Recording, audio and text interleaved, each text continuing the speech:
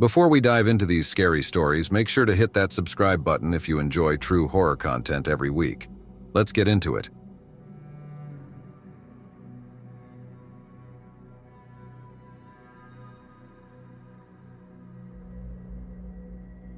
It happened last year and I still can't shake it.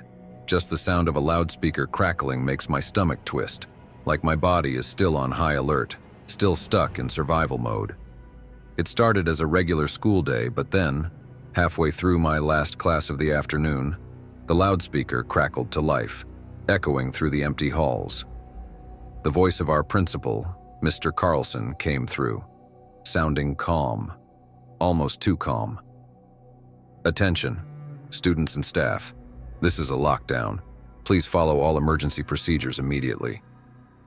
A chill ran down my spine. I'd been through plenty of lockdown drills before, but I could tell something was different this time. Mr. Carlson's voice sounded tense, almost forced. My classmates seemed to feel it too. People started exchanging nervous glances, and I could see the fear creeping into everyone's eyes. Our teacher, Mrs. Galloway, quickly ushered us to the corner of the room. We crouched down out of sight of the door, which she'd locked as soon as the announcement started.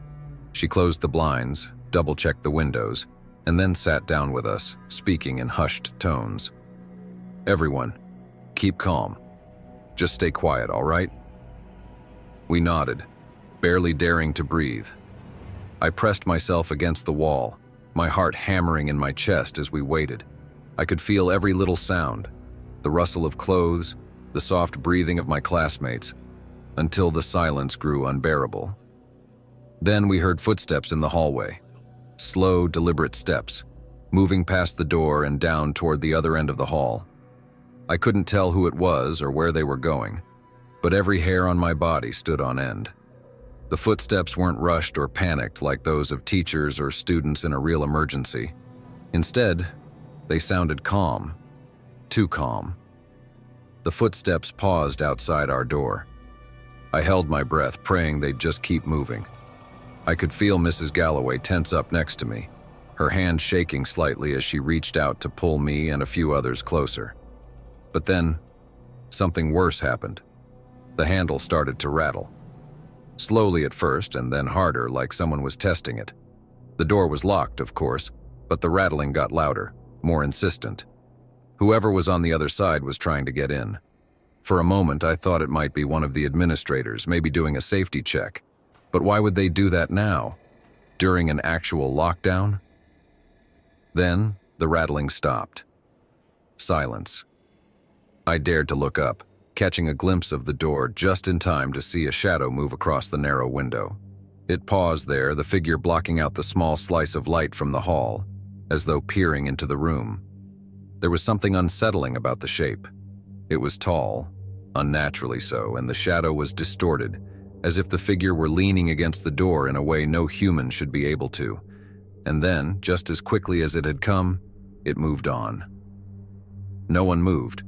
We just sat there, holding our breath, too afraid to even whisper. But minutes passed, and the footsteps didn't return.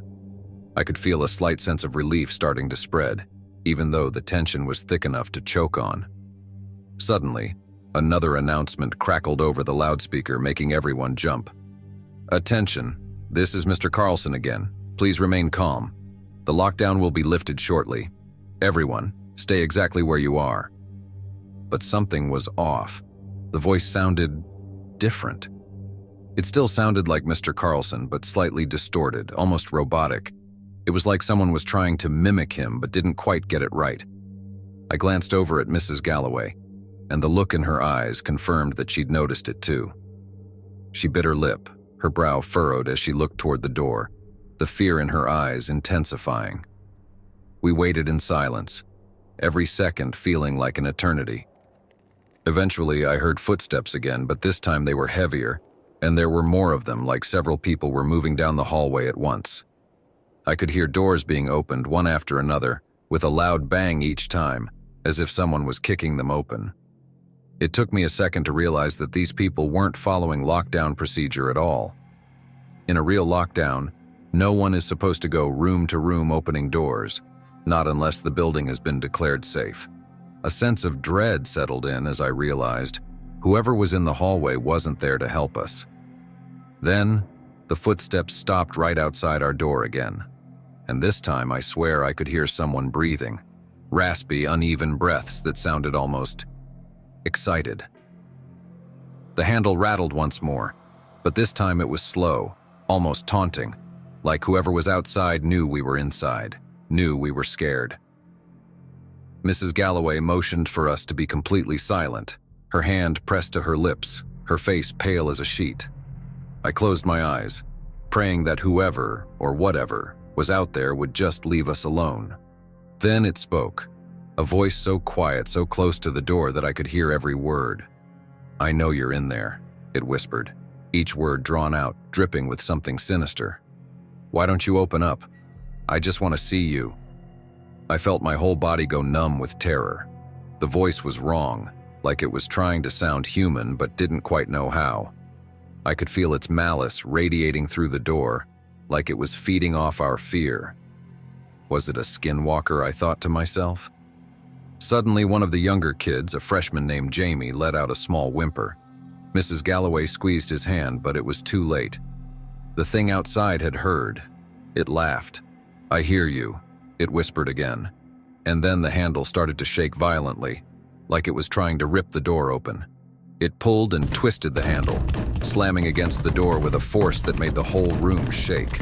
For a moment, I thought the door would give way. The hinges creaked, the wood groaned, and I could feel the panic rising in the room. My heart was pounding so hard I thought it might explode. Then, just as suddenly as it started, it stopped. Silence fell over the room, so thick and heavy that I could hardly breathe. Another announcement came over the loudspeaker, this time sounding clearer, more familiar. "Students and staff, this is Mr. Carlson. The lockdown has been lifted. You may proceed to your next class." Mrs. Galloway hesitated, her eyes darting to the door as if she didn't quite believe it was over. We all stayed frozen in place, no one daring to move. Finally, after a long, tense moment, she stood up and slowly unlocked the door, peeking into the hallway. It was empty. There was no sign of anyone, no evidence of what had just happened. We gathered our things in silence, too shaken to speak.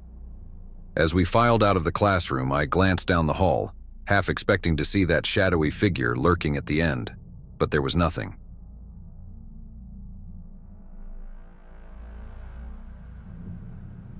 I was halfway through my sandwich in the cafeteria when the intercom crackled to life. "Code Black. All teachers, initiate lockdown procedures immediately." The announcement sent a chill through the room.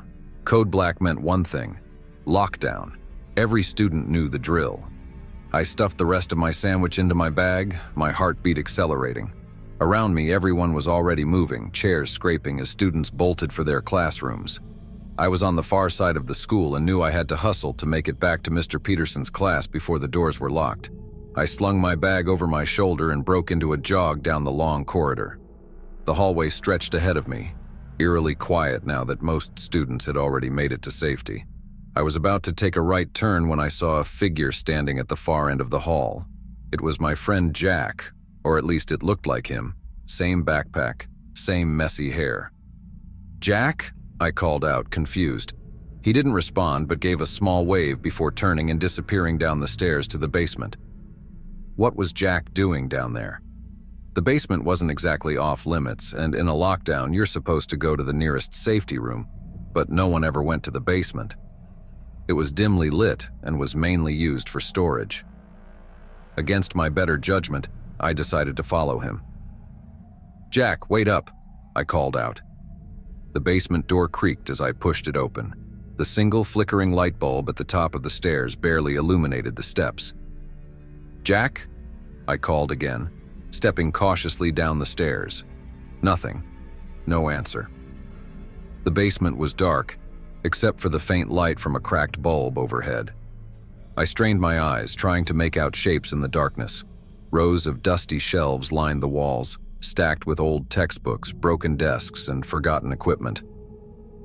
"Jack, if this is a joke, it's not funny," I said, trying to keep my voice steady. "We should head back to class." Suddenly, From somewhere deep in the basement, I heard a scream. Not just any scream, it was violent and raw, the kind of sound that makes you want to run away. It didn't sound human. My body stiffened, and for a moment I couldn't move, couldn't breathe. I forced myself to speak. "Jack?" No answer. Then I heard it, the soft, deliberate sound of bare feet on concrete. The steps were light, unhurried, and coming closer. "Jack, this isn't funny," I shouted, trying to mask the fear in my voice. The footsteps stopped. The silence that followed was suffocating. I strained to see in the dark. My heart was pounding so loudly I could hear it in my ears. Then the footsteps resumed, faster this time, slapping against the cold floor as they moved in my direction. I ran for the stairs. My feet barely touched the ground as I raced upward 2 steps at a time. When I reached the top, I grabbed the handle and pulled. The door didn't budge. "No, no, no," I whispered, yanking at it with all my strength. It was locked. Behind me, the footsteps were growing louder, closing the distance. My hands shook as I pounded on the door, desperate. "Help! Somebody, please!" I shouted. The footsteps were almost right behind me now. I didn't dare to turn around. "Help!" I screamed. Just as I thought I was done for, the door swung open and I stumbled out, nearly knocking over Mr. Peterson. "What are you doing down there?" he asked, his brow furrowed. "The lockdown's been lifted." I didn't answer. I couldn't. I just stood there, chest heaving, trying to catch my breath. "Get back to class," he said firmly, ushering me down the hall. I didn't need to be told twice.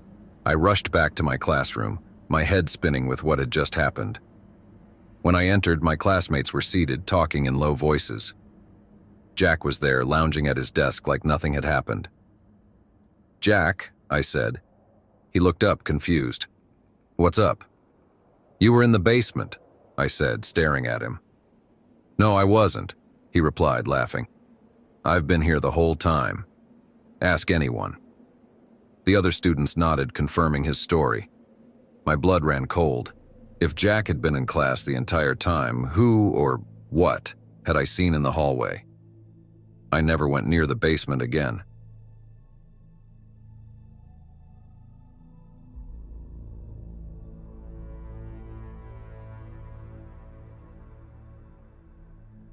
It started in November, a few weeks after Halloween. I remember it clearly because we were right in the middle of midterms, and the stress was insane.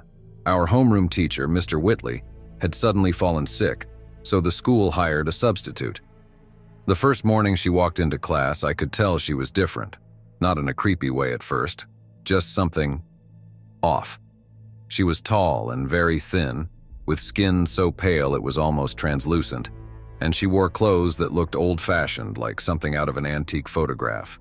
Her name was Ms. Foster, and she introduced herself with this small, stiff smile that didn't reach her eyes. Her teaching style was weird, too. She didn't follow the curriculum, instead making us copy strange symbols from an old, worn-out book she brought in. When someone asked what they meant, she said it was for building focus, but I had never seen symbols like those before.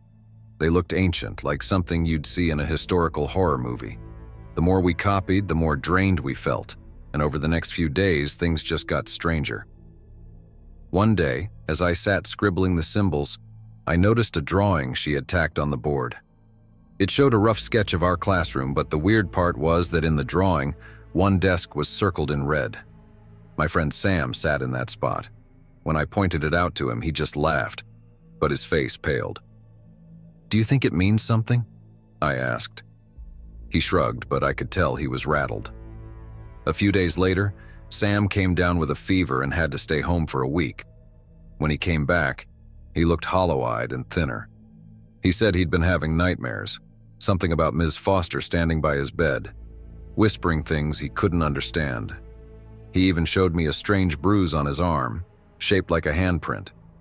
The following day, Ms. Foster added another drawing to the board. This time it was of a hallway in our school. And in the drawing, one of the lockers was circled in red, the same locker my classmate Lily used. The whole class saw it, and Lily laughed it off, saying Ms. Foster was probably just playing some weird teacher mind game. But by the next morning, Lily hadn't shown up for school. We later found out she'd had an accident in the hallway outside her locker. She tripped, hit her head, and had to get stitches. Things escalated fast after that. Ms. Foster's symbols grew more complex, and her drawings more disturbing, showing our school with little red circles around various places.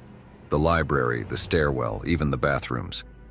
And each time, whoever was associated with those places ended up in some strange accident or fell sick.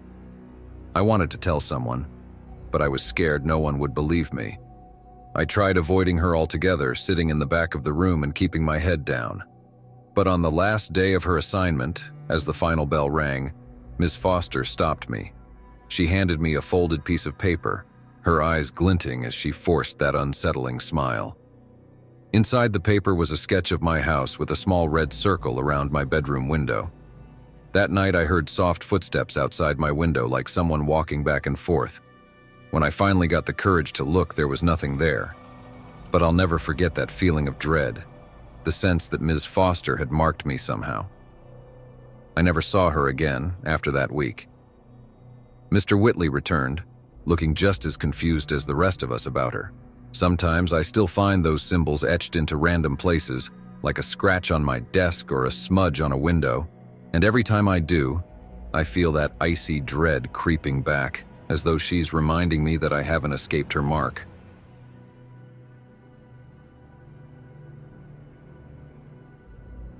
I was 16 and in my last year of high school. I had always hated that school, especially back in grade 10, because of personal and health issues, but at least I had two good friends. Unfortunately, we weren't in the same class, so we only really hung out at lunch or recess. That day started off as just another boring, uneventful grind. We were stuck in class working on assignments, and I was bored out of my mind, counting the minutes until lunch. I sat there doodling in my notebook, barely paying attention to anything going on around me, when suddenly the PA system chimed.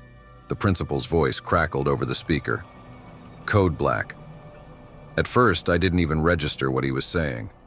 I'd never heard of code black before. But then he said something about locking all the doors and my ears perked up. It took me a second to realize that this was a lockdown. Finally, I thought, something exciting for once. Nothing ever really happened at that school, so this was the most interesting thing I'd experienced in weeks. At least we'd get out of doing our work for a bit. The teacher sprang into action, rushing to lock the door, close the curtains, and cover the small glass window in the door with a sheet of paper. From the hallway, I could hear other teachers moving quickly, locking the main doors to the foyer. The layout of our grade block was pretty simple. 5 classrooms that all opened out into a shared foyer. The foyer itself had 4 couches where students could relax during lunch or recess, and 2 doors at either end that led straight outside. My classmates settled into their spots. Most sat at their desks, but a few of us, including me, grabbed spots on the bench seats. I've always been more of a keep-to-myself kind of person, partly because of the health issues I'd been dealing with since grade 8. So, I sat there quietly, observing the room. The silence was deafening. This was the quietest I'd ever heard our grade block. Not a single sound from the other classrooms or even the hallways. I wasn't scared, though. I don't scare easily. But something about the silence made my skin crawl. It was unnatural, suffocating. As the minutes ticked by, my mind started racing with questions. What's going on? Is this happening inside the school or outside? Are we in danger? Is it serious? Could someone actually be here to hurt us? My imagination ran wild. My eyes darted around the room, scanning everyone's faces. I could see the unease in their expressions, the nervous tapping of fingers, the darting glances. My classmates didn't look scared exactly, but no one looked calm either. I tried listening for any noises outside the door, but it was impossible to focus. A couple of people were whispering behind me, their voices breaking through the silence and ruining my concentration. I clenched my fists and sighed under my breath, feeling a mix of frustration and unease. If there's no actual threat, can we just get back to work already? I thought, my annoyance starting to bubble over. The lockdown felt like it lasted forever. My mind kept going to worst-case scenarios. I'm a tough guy. I've never had trouble standing my ground or defending myself. But sitting there, waiting for something to happen, was agonizing. Every creak of the floor, every shift of someone's weight in their chair made me flinch. I didn't like the waiting. Finally, the principal's voice came back over the PA. All clear. Return to normal activities. Just like that, it was over. The lights were turned back on and everyone groaned in relief. The rest of the lesson dragged on uneventfully, but the second the lunch bell rang, rumors exploded in the halls. According to the whispers, someone from our grade, a kid we all knew, had cornered the assistant principal with a knife. No one knew exactly why, but the story spread like wildfire. Supposedly, they'd been expelled on the spot, but the assistant principal wasn't hurt. Even now, I think back on that lockdown. I'd been so eager for something exciting to break the monotony of the school day, but looking back, yeah, I'll take boring over that kind of excitement any day.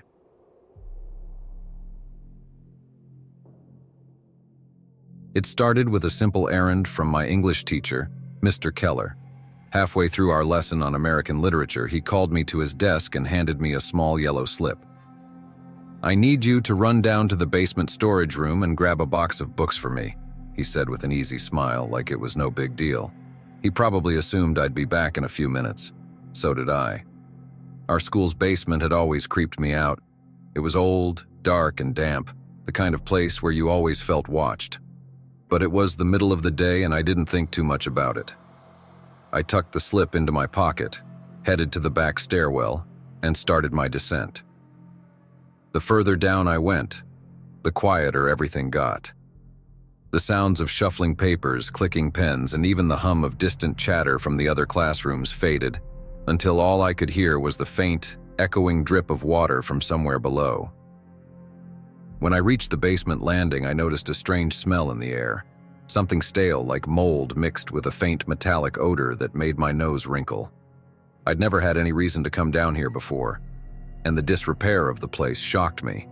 The walls were peeling, streaked with dark stains, and a few of the overhead lights were flickering or out altogether, casting weird, shifting shadows across the floor.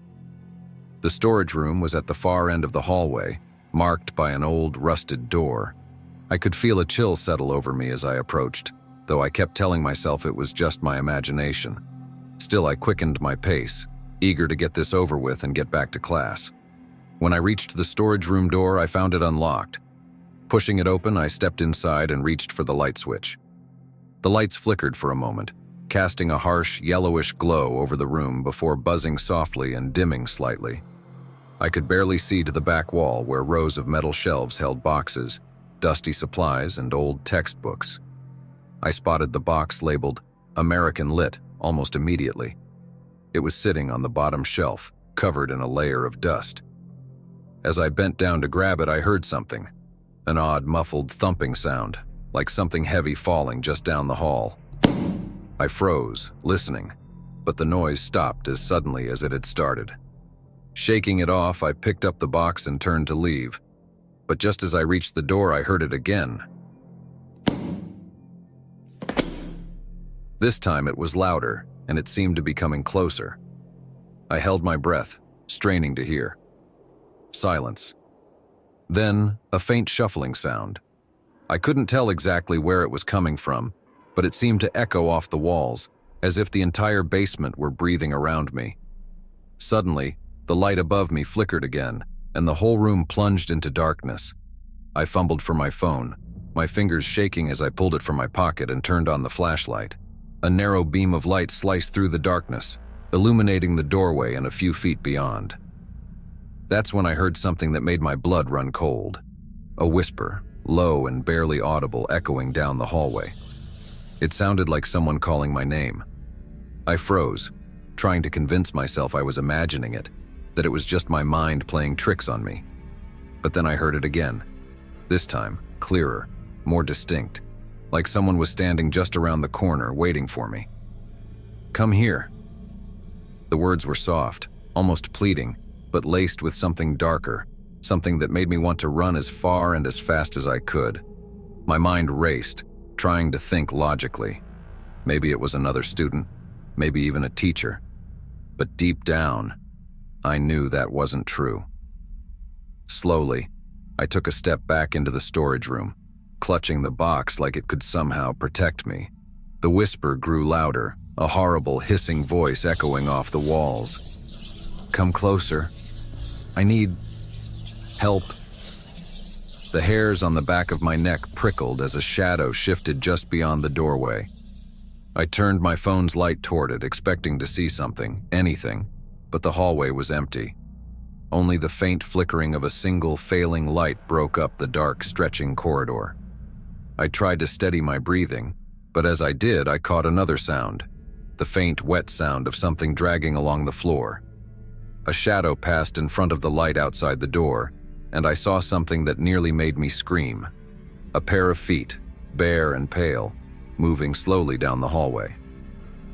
They shuffled past the doorway, and I could see only a small sliver of whatever was attached to them. The ankles were twisted, the skin mottled with deep bruises and covered in something dark and glistening. The legs were bent at impossible angles, as if they'd been broken in multiple places and never healed.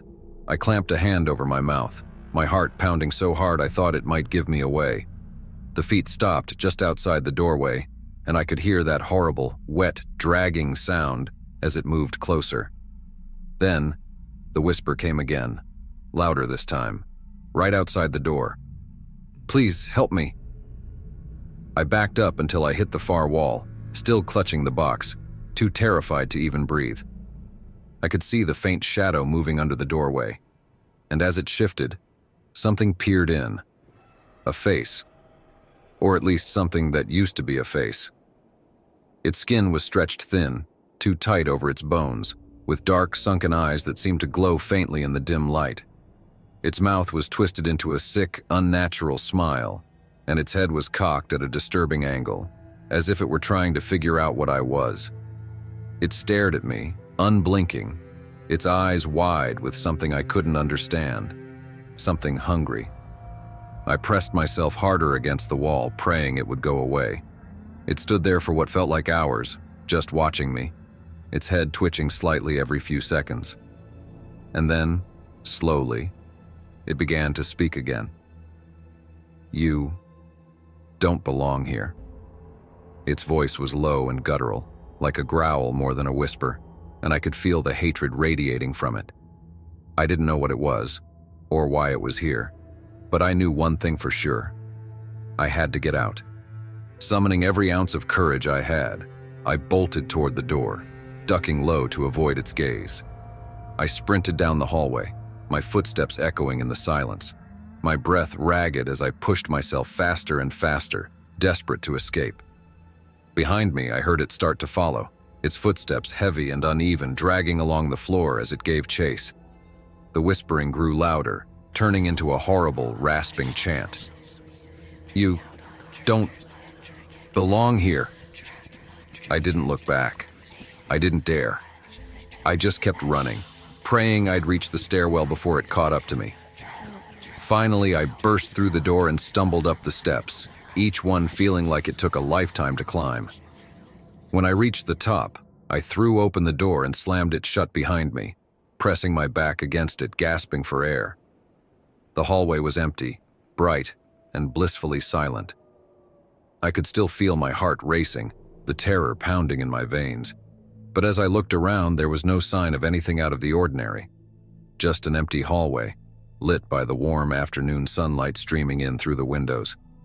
I made my way back to class, clutching the box so tightly my knuckles turned white. When I walked in, Mr. Keller looked up, a puzzled expression on his face. "What took you so long?" he asked, raising an eyebrow. I opened my mouth to answer, but I couldn't find the words.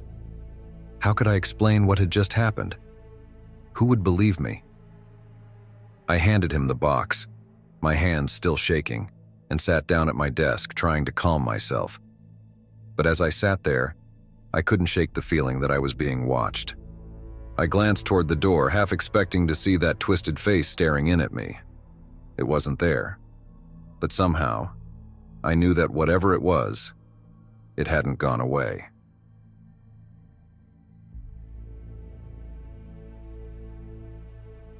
I always stayed late after school on Thursdays. It was my one quiet time to catch up on homework without distractions. Most of the building emptied out by 4 p.m., leaving just a few teachers, the janitorial staff, and me. I liked the silence.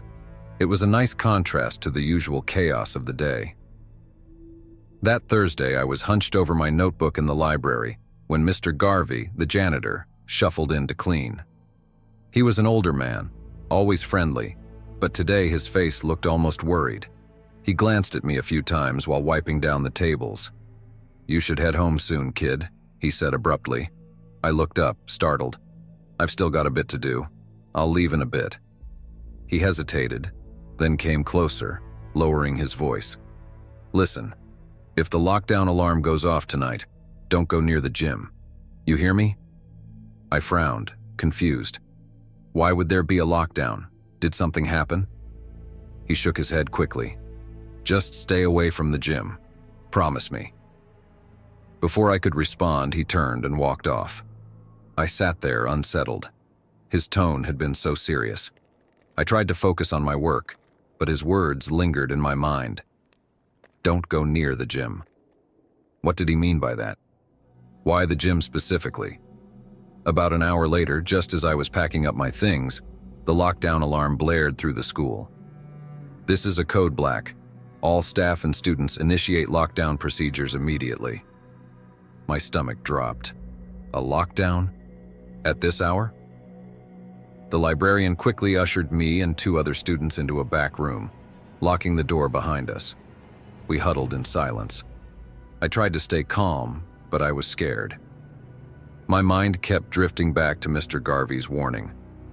Why had he seemed so certain a lockdown would happen? And why had he told me to avoid the gym? I couldn't shake the feeling that something was wrong, more than just the lockdown itself. Then suddenly a faint bang echoed through the walls. I glanced at the other students.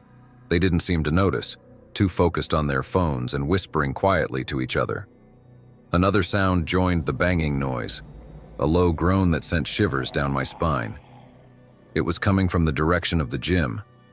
I should have stayed put. I should have ignored it. But something about Mr. Garvey's warning gnawed at me.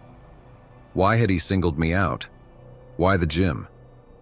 Against every rational thought, I slipped out of the back room. The hallway was barely lit. The emergency lights was the only real source of light. I crept towards the gym.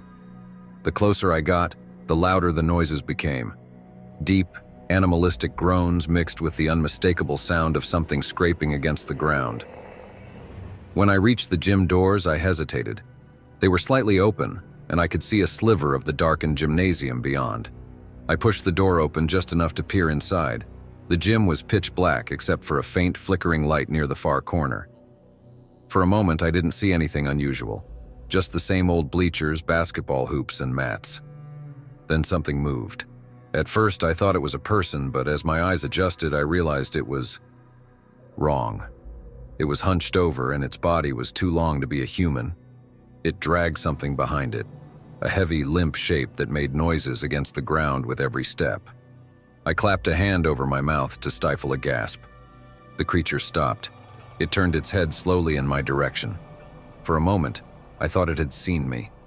I pressed myself against the wall, trying to disappear into the shadows. The gym was silent except for my breathing. Then came the footsteps, slow but unmistakably heading straight for the door where I was. I panicked, backing away as quietly as I could. The door creaked slightly as I pulled it shut, and I froze, hoping that thing hadn't heard it. The footsteps stopped on the other side of the door. I held my breath. My body was shaking with fear. Suddenly, the door started shaking as something slammed into it from the other side. I turned and ran. Behind me, I could hear the door burst open, and those footsteps were now chasing after me. I rounded the corner and nearly collided with Mr. Garvey. "What did I tell you?" he hissed, grabbing my arm. I heard something," I stammered, struggling to catch my breath. His face darkened. "You shouldn't have gone near the gym." He pulled me into a nearby supply closet and locked the door. We sat in the darkness, listening. The footsteps eventually faded, replaced by the eerie silence of the lockdown. When the all clear was finally given, I rushed out of the school without looking back. The next day, the school was closed for maintenance, and no one seemed to know what had happened during the lockdown. I decided to head over to the school and see for myself, but when I got there, there were all these strange government vehicles, police, military, and people in suits. I tried to talk to them, but they told me to get lost and not to interfere. I saw Mr. Garvey, but he avoided me, refusing to answer my questions. To this day, I don't know what I saw in that gym, but it was real. The appearance of military and police confirms that. I'm just glad that whatever it was didn't catch me.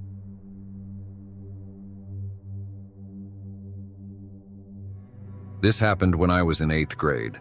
The school's lockdown alarm blared through the halls, shattering the usual calm of a Wednesday afternoon. I was in the hallway with my friends Jessica and Sarah when the PA system crackled to life. All students and staff, proceed to the nearest classroom and lock all doors. This is not a drill. Panic set in as we realized we were nowhere near our classroom. Desperate for safety, we decided to head for the basement. The basement door creaked open, revealing a dark, cold space. The only light that was down there was a dim, flickering red glow that barely illuminated the area, casting scary shadows on the walls. As we descended the stairs into the basement, a chill ran down my spine. The basement felt unsettling with the weak red light, but we kept going. We had to find somewhere safe. We found a corner at the bottom of the basement and huddled together. Given the situation, we were all scared, but we were trying to stay calm. The oppressive darkness and faint red light made everything seem sinister. As we sat there in the corner of the basement, we noticed something that made our blood run cold. In the far corner of the basement, opposite of us, a group of people was sitting together. They seemed strangely calm, almost too calm for a situation like this. We didn't recognize them. They were barely visible in the dim light, their bodies almost merging with the shadows and darkness. The only detail I could make out was that one of them had long, curly hair, almost as if it was an old woman. They didn't move or make a sound, and we didn't see them when we entered the basement, which only made it all the more scarier. I looked over at Jessica and Sarah and saw that they had noticed them too. None of us dared to say anything. We tried to ignore them, but their presence was unnerving. The group spoke in low, murmured tones, so we were unable to make out what they were saying. The more we tried to ignore them, the more we felt their eyes on us. Every now and then, one of them would glance our way. Their eyes were reflecting in the dim red light. I wanted to believe it was just other students that got the same idea as us, but in the back of my head, I felt that wasn't the case. They kept looking at us, one at a time, and it was starting to creep us out. Jessica even began to cry a little, so I tried to calm her down. But as I did, I noticed that the figures began to move. They started slowly crawling towards us in a disturbing way. Their limbs moved in almost unnatural motions as they slowly crawled towards us. I began to freak out. Jessica was crying even more now, and so was Sarah. We were all terrified. When the figures were about 10 feet away, I dared to look over at them. They had huddled together again, not looking at us, just sitting there. We didn't know what to do. We were paralyzed with fear. Sarah whispered in a crying voice, "Who are they? Are they going to hurt us? I'm so scared." I tried to calm her down, but I was crying myself. Suddenly, one of them turned its head to stare directly at me. Its eyes were dark and unblinking. I glanced at Jessica and Sarah, who were now both crying and shaking with fear. Their faces were pale, and their eyes reflected the same terror I felt. We huddled together, tears streaming down our faces, trying to find comfort in each other's presence. We didn't know what to do in the situation, and none of us dared to make a sound. Suddenly, one of the figures stood up. It started slowly walking towards us. We huddled together even closer. And just as it was about to reach us, the red light in the basement went out. Everything was dark. We were left in a state of paralyzing fear, unable to move or speak. I thought to myself that at any moment the unknown people could attack us, which filled my body with adrenaline. I was shaking with fear. So were Sarah and Jessica. We huddled our head together, preparing for the worst to happen. But it was just silence. Suddenly the lights came back on and the figures were gone. We looked around, but the basement was suddenly empty. The space where they had been was now just a dark corner. Panic surged through me. I grabbed Jessica and Sarah, my voice trembling as I said, "We need to get out of here, now!" in a panic voice. We stumbled towards the janitor's closet we had passed earlier. The closet door was heavy and difficult to open, but we managed to lock it behind us. Inside the small room, it felt like a fragile bubble of safety amidst the horror we had just experienced. We huddled together, our breaths coming in quick, anxious bursts as we tried to calm down. Minutes felt like hours. The silence in the closet was almost as frightening as the chaos we had just escaped. Then, we heard it. A faint, persistent knocking on the closet door. A female voice came from the other side of the door, calm but unsettling. "Why are you crying? We just want to be friends." Her voice was oddly warm and soothing. The knocking continued. Fear gripped us. We clung to each other and started crying again. The voice was soon followed by a loud, angry shout that shocked us all even more. "Let us in right now or you will regret it," the voice demanded. It was filled with raw frustration. The noise was overwhelming and the anger in the voice was terrifying. We huddled on the floor, hugging each other tightly as we tried to comfort one another. The pounding on the door stopped suddenly, leaving us in a heavy silence that seemed to stretch endlessly. We remained huddled in our corner, with the weight of our fear pressing down on us. Time seemed to stand still. Each second felt like an eternity. After a while, we heard a key turning in the lock.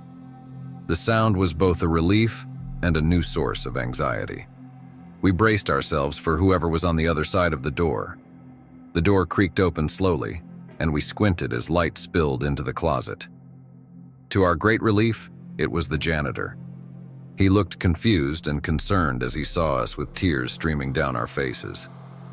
"What are you doing down here? The lockdown ended almost 2 hours ago," he said, clearly puzzled. We rushed out of the janitor's closet. Our hearts were still racing. He took us upstairs where we found Mr. Reynolds and the other students. Our parents were called, and they arrived to pick us up. Their faces were full of worry and relief. We never found out why the lockdown happened or what we had encountered in the basement. The experience left a lasting mark on us. My friends and I avoided the basement from that day forward, haunted by the memory of the crawling figures, their unsettling stares, and the terror we felt in the dark.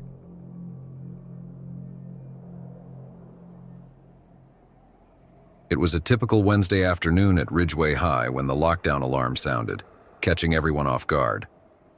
I was in the basement retrieving some art supplies from the storage room when the announcement blared through the PA system. "Lockdown immediately.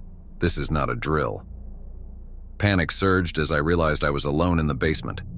I quickly searched for a place to hide and decided to squeeze into one of the old, dusty lockers that lined the walls. The locker was cramped and dark with only a faint sliver of light coming through the small ventilation holes. As I crouched inside, the initial noise of the lockdown, distant voices and hurried footsteps, started to fade into an oppressive silence. The darkness in the locker was almost suffocating, and I tried to steady my breathing. Suddenly, I heard a low, eerie laugh coming from somewhere outside the locker. It was a creepy, hollow sound that sent chills down my spine. I held my breath, straining to hear more. The sound of footsteps soon followed, growing louder and more deliberate. They were getting closer, and I could feel my heart pounding in my chest. The footsteps stopped right outside the locker I was hiding in.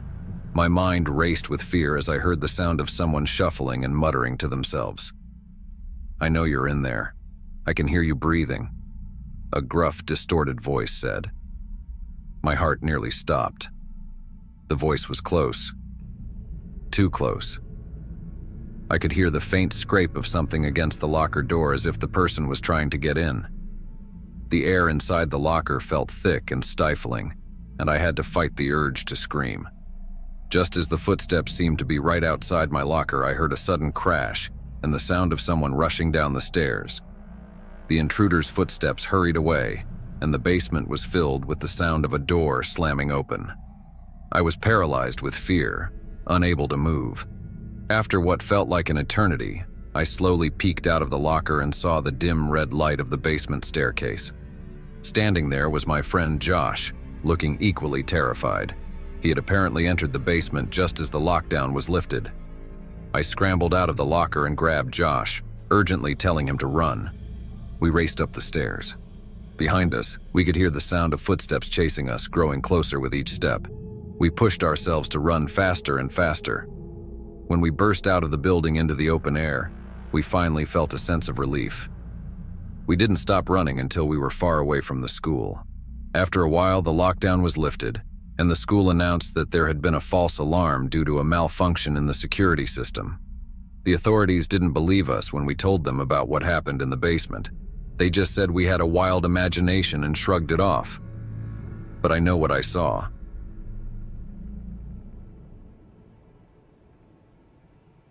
It all started right after lunch. We were in the middle of cleaning up in art class when the lockdown alarm went off. The principal's voice came over the intercom, telling everyone to get into the nearest classroom and lock the doors. At first, we thought it was just another drill, but the tone in his voice made it clear this wasn't a practice run. Our teacher, Mr. Thompson, told us to grab our stuff and move quickly. The nearest room was this old, unused classroom down the hall.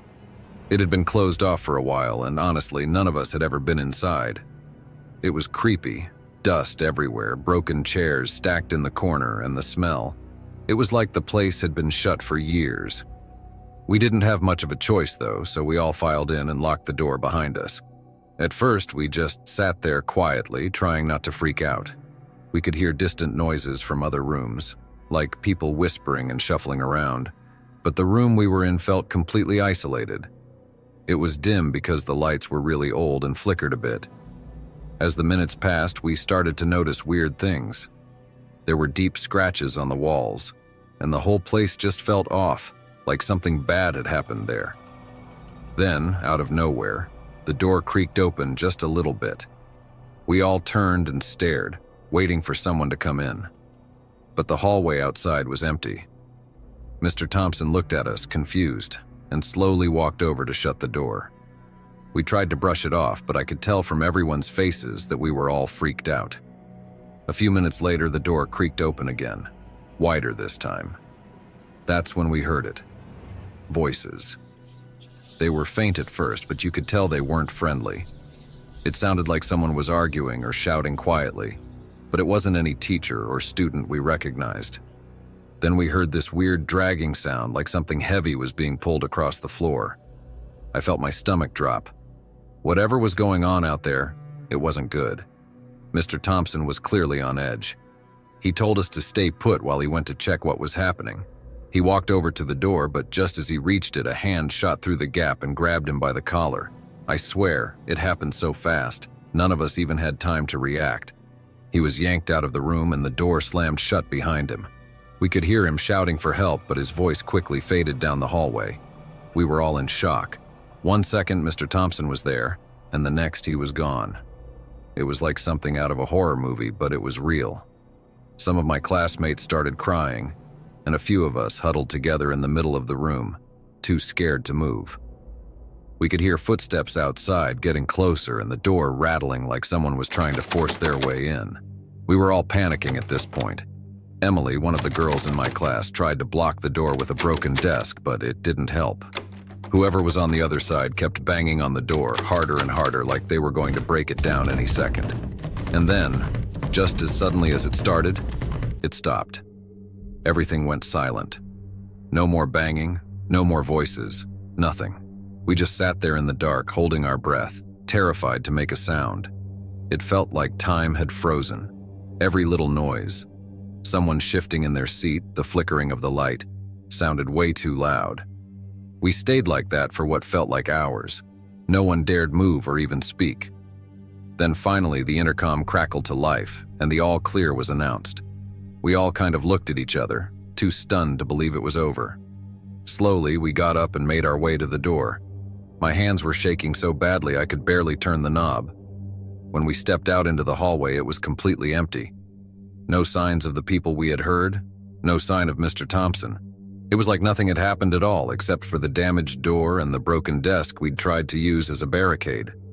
I remember thinking, this can't be real. Did we just imagine all that? But the fear we all felt wasn't something you could make up. We were all shaken and no one knew what to say. The school called our parents, and when they showed up, they were just as confused as we were. No one ever explained what really happened that day. They told us it was a false alarm, but there was no way it was just that. Mr. Thompson never came back, and the school didn't talk about him again. It was like they were trying to sweep it all under the rug. To this day, I still don't know who or what was out in that hallway, or what they wanted. But I'll never forget the fear I felt in that room, or the way Mr. Thompson just vanished right in front of us. Even now, whenever I think about that day, it sends chills down my spine.